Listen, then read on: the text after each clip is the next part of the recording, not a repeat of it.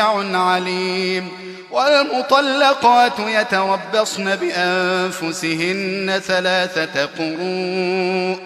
ولا يحل لهن أن يكتمن ما خلق الله في أرحامهن إن كن يؤمن بالله واليوم الآخر وبعولتهن أحق بردهن في ذلك إن أرادوا إصلاحا ولهن مثل الذي عليهن بالمعروف وللرجال عليهن درجة والله عزيز حكيم. الطلاق 2 فإمساك بمعروف أو تسريح بإحسان ولا يحل لكم أن تأخذوا مما آتيتموهن شيئا إلا أن يخافا ألا يقيما حدود الله فإن خفتم ألا يقيما حدود الله فلا جناح عليهما فيما افتدت به تلك حدود الله فلا تعتدوها ومن يتعد حدود الله فأولئك هم الظالمون. فإن طلقها فلا تحل له من بعد حتى تنكح زوجا غيره فإن طلقها فلا جناح عليهما أن يتراجعا إن ظنا أن يقيما حدود الله وتلك حدود الله يبينها لقوم يعلمون. وإذا طلقتم النساء فبلغن أجلهن فأمسكوهن بمعروف أو سرحوهن بمعروف ولا تمسكوهن ضرارا لتعتدوا ومن يفعل ذلك فقد ظلم نفسه. ولا تتخذوا آيات الله هزوا واذكروا نعمة الله عليكم وما أنزل عليكم من الكتاب والحكمة يعظكم به واتقوا الله واعلموا أن الله بكل شيء عليم. وإذا طلقتم النساء فبلغن أجلهن فلا تعضلوهن أن ينكحن أزواجهن إذا تراضوا بينهم بالمعروف ذلك يوعظ به من كان منكم يؤمن بالله واليوم الآخر ذلكم أزكى لكم وأطهر والله يعلم وأنتم لا تعلمون. والوالدات يرضعن أولادهن حولين كاملين لمن أراد أن يتم الرضاعة وعلى المولود له رزقهن وكسوتهن بالمعروف لا تكلف نفس إلا وسعها لا تضار والدة بولدها ولا مولود له بولده وعلى الوارث مثل ذلك فإن أرادا فصالا عن تراض منهما وتشاور فلا جناح عليهما. وإن أردتم أن تسترضعوا أولادكم فلا جناح عليكم إذا سلمتم ما آتيتم بالمعروف واتقوا الله واعلموا أن الله بما تعملون بصير. والذين يتوفون منكم ويذرون أزواجا يتربصن بأنفسهن 4 أشهر و10 فإذا بلغن أجلهن فلا جناح عليكم فيما فعلن في أنفسهن بالمعروف والله بما تعملون خبير. ولا جناح عليكم فيما عرضتم به من خطبة النساء أو أكننتم في أنفسكم علم الله أنكم ستذكرونهن ولكن لا تواعدوهن سرا إلا أن تقولوا قولا معروفا ولا تعزموا عقدة النكاح حتى يبلغ الكتاب أجله واعلموا أن الله يعلم ما في أنفسكم فاحذروه واعلموا أن الله غفور حليم لا جناح عليكم إن طلقتم النساء ما لم تمسوهن أو تفرضوا لهن فريضة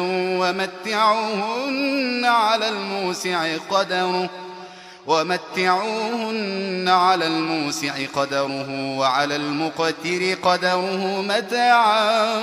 بالمعروف حقا على المحسنين وإن طلقتموهن من قبل أن تمسوهن وقد فرضتم لهن فريضة فنصف ما فرضتم إلا أن يعفون أو يعفو الذي بيده عقدة النكاح وأن تعفوا أقرب للتقوى ولا تنسوا الفضل بينكم إن الله بما تعملون بصير حافظوا على الصلوات والصلاة الوسطى وقوموا لله قانتين فإن خفتم فرجالا أو ركبانا فإذا أمنتم فاذكروا الله كما علمكم ما لم تكونوا تعلمون والذين يتوفون منكم ويذرون أزواجا وصية لأزواجهم متاعا إلى الحول غير إخراج فإن خرجن فلا جناح عليكم فيما فعلن في أنفسهن من معروف والله عزيز حكيم وللمطلقات متاع بالمعروف حقا على المتقين كذلك يبين الله لكم آياته لعلكم تعقلون ألم تر إلى الذين خرجوا من ديارهم وهم ألوف حذر الموت فقال لهم الله موتوا ثم أحياهم إن الله لذو فضل على الناس ولكن أكثر الناس لا يشكرون وقاتلوا في سبيل الله واعلموا أن الله سميع عليم من ذا الذي يقرض الله قرضا حسنا فيضاعفه له أضعافا كثيرة والله يقبض ويبسط وإليه ترجعون ألم تر إلى الملأ من بني إسرائيل من بعد موسى إذ قالوا لنبي له مبعث لنا ملكا نقاتل في سبيل الله قال هل عسيتم إن كتب عليكم القتال ألا تقاتلوا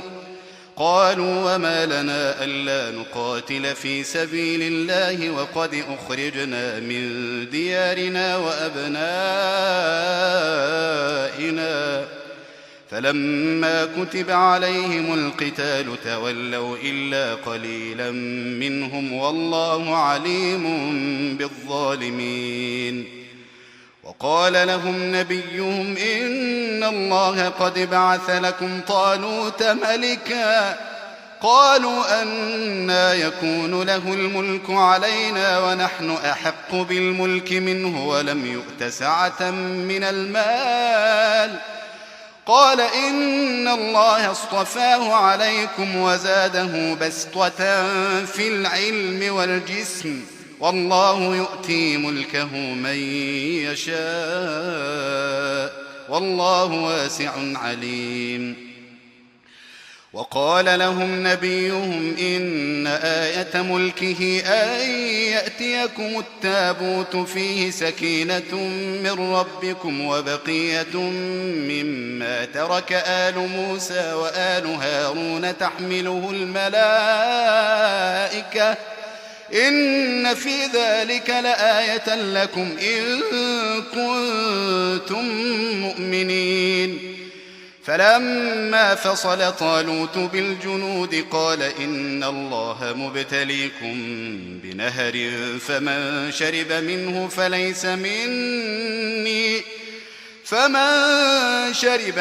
فليس مني ومن لم يطعمه فإنه مني إلا من اغترف غرفة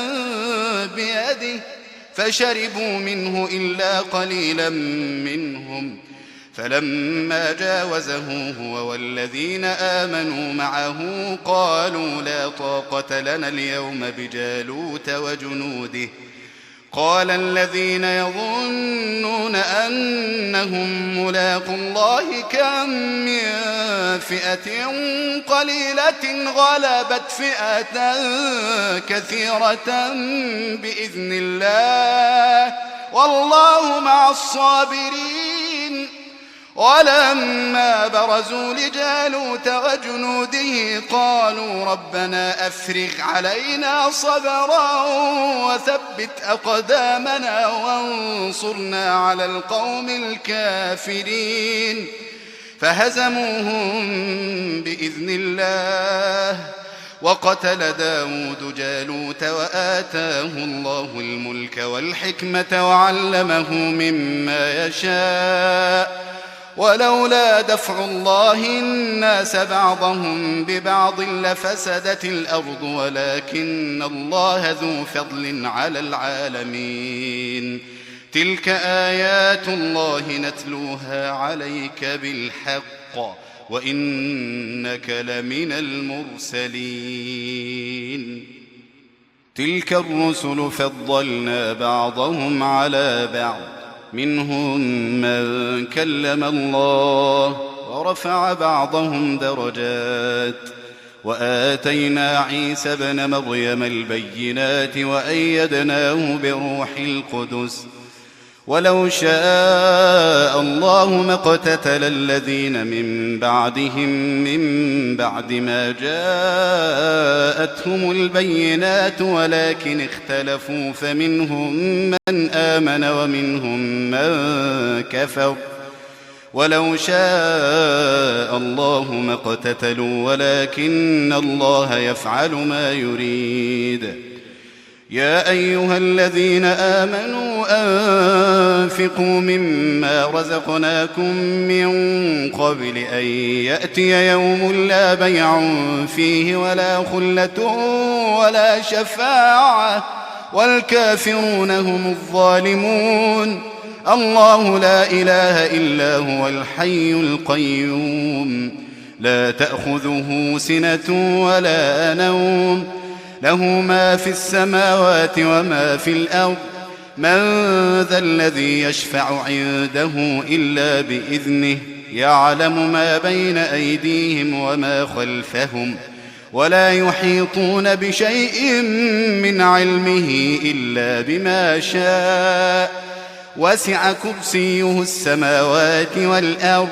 ولا يؤوده حفظهما وهو العلي العظيم. لا إكراه في الدين قد تبين الرشد من الغي فمن يكفر بالطاغوت ويؤمن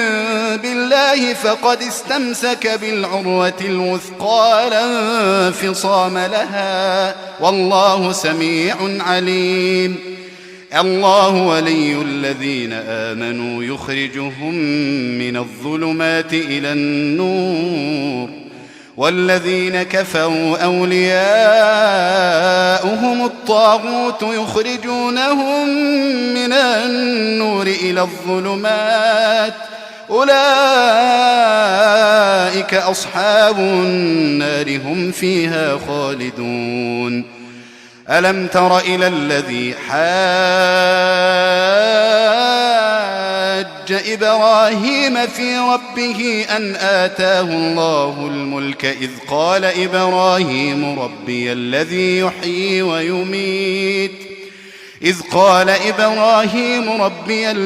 يحيي ويميت قال أنا أحيي وأميت.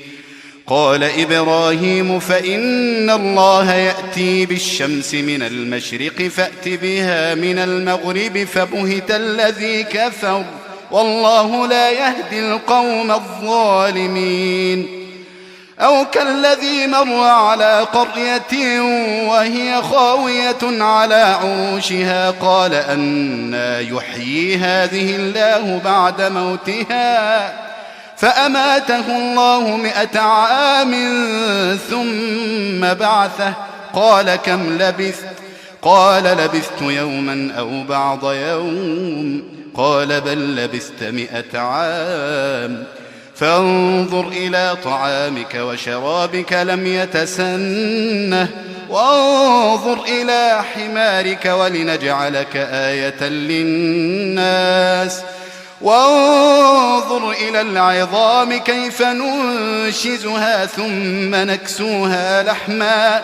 فلما تبين له قال أعلم أن الله على كل شيء قدير. وإذ قال إبراهيم رب أرني كيف تحيي الموتى قال أولم تؤمن قال بلى ولكن ليطمئن قلبي قال فخذ 4 من الطير فصرهن إليك ثم اجعل على كل جبل منهن جزءا ثم دعهن يأتينك سعيا واعلم أن الله عزيز حكيم.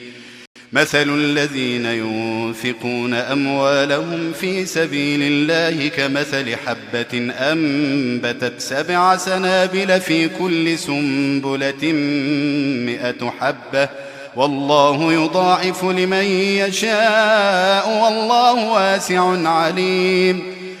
الذين ينفقون أموالهم في سبيل الله ثم لا يتبعون ما أنفقوا منا ولا أذى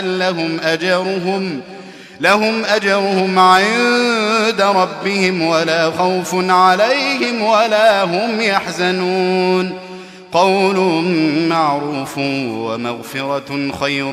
من صدقة يتبعها أذى والله غني حليم. يا أيها الذين آمنوا لا تبطلوا صدقاتكم بالمن والأذى كالذي ينفق ماله رئاء الناس ولا يؤمن بالله واليوم الآخر فمثله كمثل صفوان عليه تراب فأصابه وابل فتركه صلدا لا يقدرون على شيء مما كسبوا والله لا يهدي القوم الكافرين. ومثل الذين ينفقون أموالهم ابتغاء مرضات الله وتثبيتا من أنفسهم كمثل جنة بربوة أصابها وابل فآتت أكلها ضعفين فإن لم يصبها وابل فطل والله بما تعملون بصير. أيود أحدكم أن تكون له جنة من نخيل وأعناب تجري من تحتها الأنهار له فيها من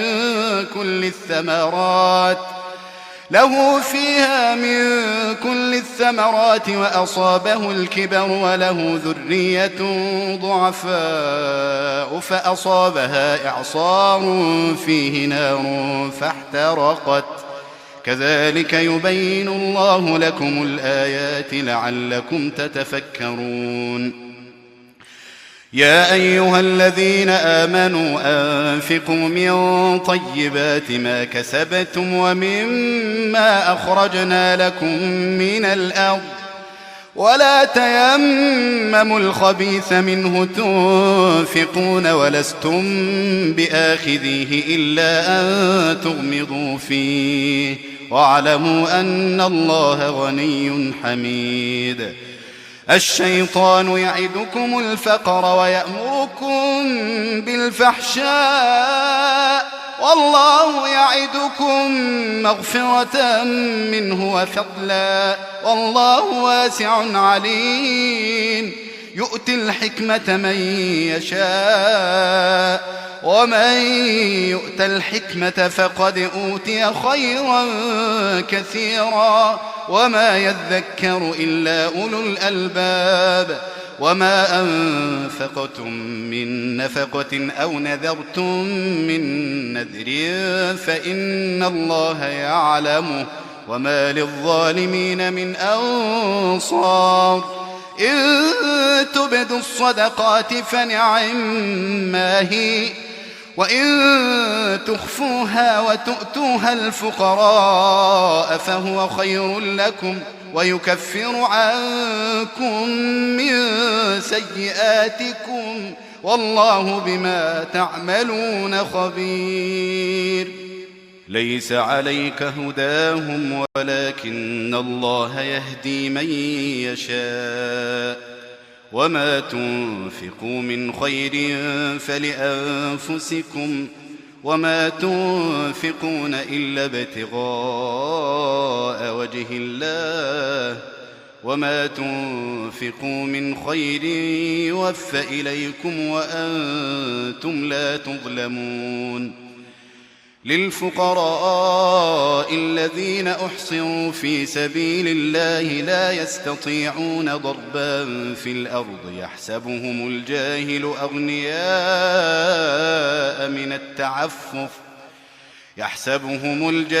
أغنياء من التعفف تعرفهم بسيماهم لا يسألون الناس إلحافا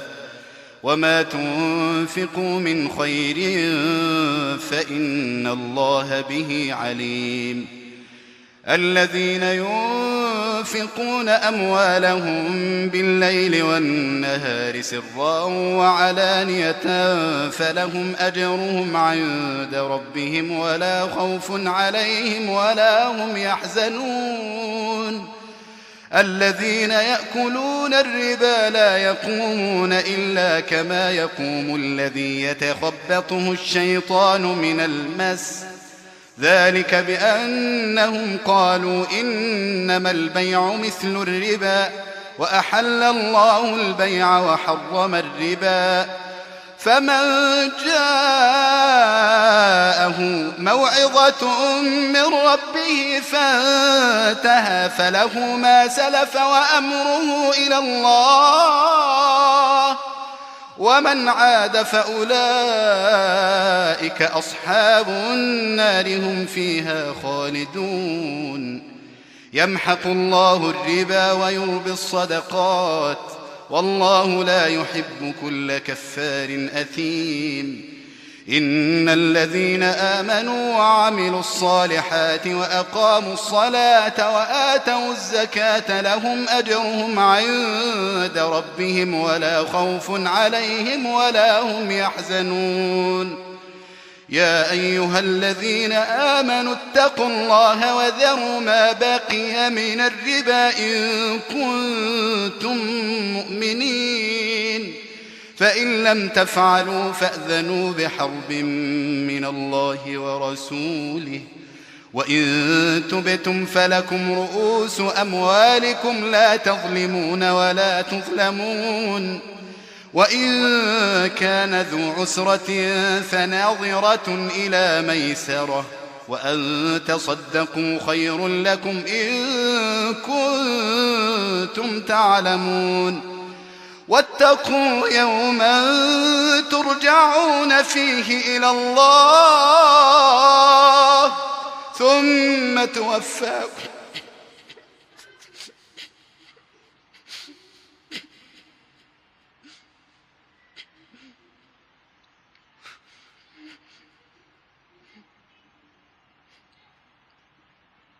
واتقوا يوما ترجعون فيه إلى الله ثم توفى كل نفس ما كسبت وهم لا يظلمون. يا أيها الذين آمنوا إذا تداينتم بدين إلى أجل مسمى فاكتبوه وليكتب بينكم كاتب بالعدل ولا يأب كاتب أن يكتب كما علمه الله فليكتب وليملل الذي عليه الحق وليتق الله ربه ولا يبخس منه شيئا فإن كان الذي عليه الحق سفيها أو ضعيفا أو لا يستطيع أن يمل فليملل وليه بالعدل واستشهدوا شهيدين من رجالكم فإن لم يكونا رجلين فرجل وامرأتان ممن ترضون من الشهداء أن تضل إحداهما فتذكر إحداهما الأخرى ولا يأبى الشهداء إذا ما دعوا ولا تسأموا أن تكتبوه صغيرا أو كبيرا إلى أجله ذلكم أقسط عند الله وأقوم للشهادة وأدنى ألا ترتابوا إلا أن تكون تجارة حاضرة تديرونها بينكم فليس عليكم جناح ألا تكتبوها وأشهدوا إذا تبايعتم ولا يضار كاتب ولا شهيد وإن تفعلوا فإنه فسوق بكم واتقوا الله ويعلمكم الله والله بكل شيء عليم. وإن كنتم على سفر ولم تجدوا كاتبا فرهان مقبوضة فإن أمن بعضكم بعضا فليؤد الذي اؤتمن أمانته وليتق الله ربه ولا تكتموا الشهادة ومن يكتمها فإنه آثم قلبه والله بما تعملون عليم. لله ما في السماوات وما في الأرض وإن تبدوا ما في أنفسكم أو تخفوه يحاسبكم به الله فيغفر لمن يشاء ويعذب من